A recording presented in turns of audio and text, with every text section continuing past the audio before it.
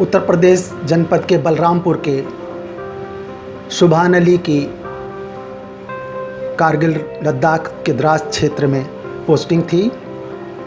यह IES officer जो कि वहाँ पर स्थित क्वारंटाइन सेंटर में इंस्पेक्शन के लिए गए हुए थे और यहाँ पर इनके परिवार के अंदर एक अलग तरीके की चहल पहल थी।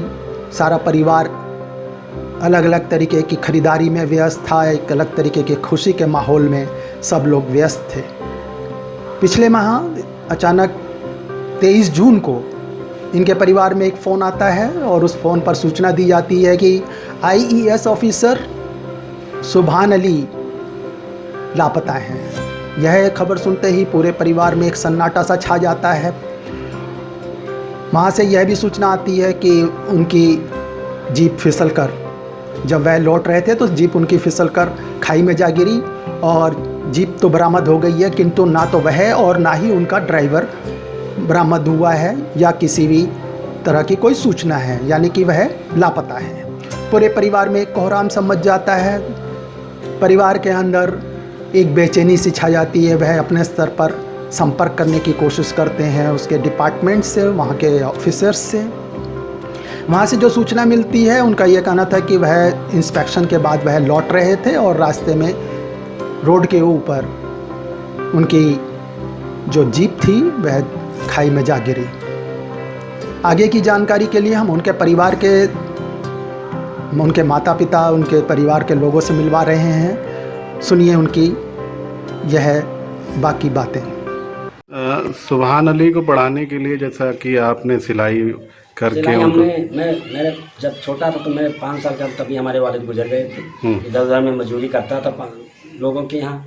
साल भर कोयला वोला बीन करके और सिलाई सीख करके फिर मैं दिल्ली चला गया और फिर मैं वहाँ सिलाई करने लगा। मेरी शादी जो है हो गई है। पढ़ी लिखी लड़की थी, मेरी अच्छी बेगम साहिबा थी। उन्होंने, मैं वहाँ से पैसा भेजता था और बच्चों को हमने सिलाई करके पढ़ाया था। सिलाई करके हमारे पास कुछ भी नहीं था, सिलाई कर रहने का जगह भी नहीं था। मशीन के पास एक बिस्तर रहता था, वही पलट के ओढ़ लेता था रात में।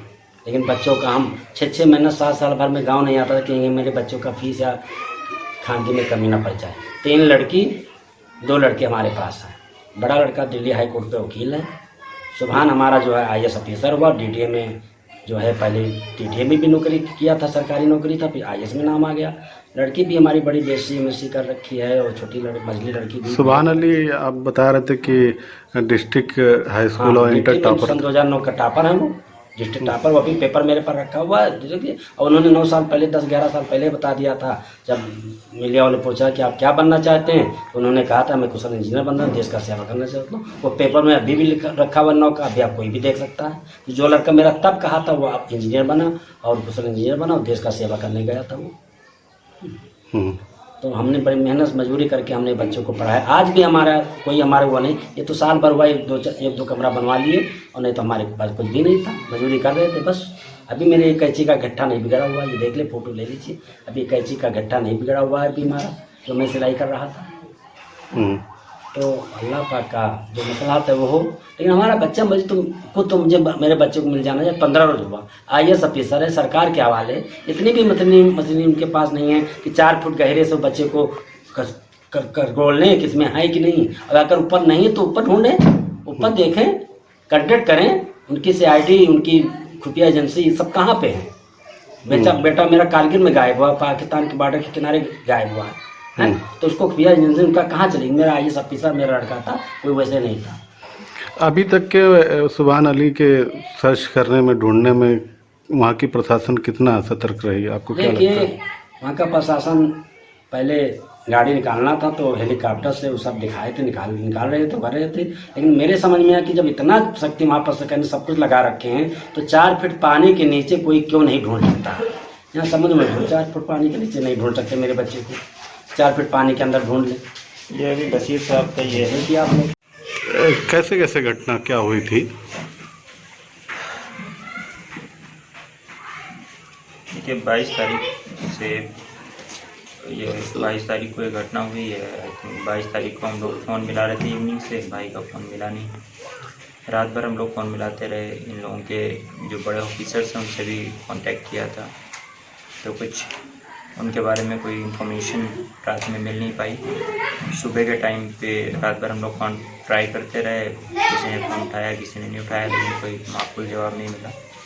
सुबह के टाइम पर जो है इन लोगों ने जो है इन्फॉर्मेशन 9 साढ़े 9 बजे के आसपास से हमें इन्फॉर्मेशन दी कि भाई की जिप्सी जो है वो दराज रिवर में गिर गई है।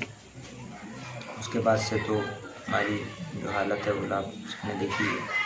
तो जो है उसके बाद से इन लोगों ने जो भी एफर्ट पुट किया होगा गाड़ी वाड़ी को निकालने में निकाला उकाला, लेकिन अभी तक भाई का कुछ पता नहीं है। आज 15 दिन से ज़्यादा हो गए हैं, ना भाई ना उसके ड्राइवर का किसी का भी कुछ पता नहीं है क्या है। और अपने लेवल पे जो ये लोग डिस्ट्रिक्ट एडमिनिस्ट्रेशन जो भी कर रहा है या इनके डिपार्टमेंट जो कर रहा है वो सेटिस्फैक्ट्री नहीं है, क्योंकि अभी तक 14-15 दिन से ज़्यादा हो गया, हमें कोई खबर ही नहीं है भाई कहाँ है, उसका ड्राइवर कहाँ है।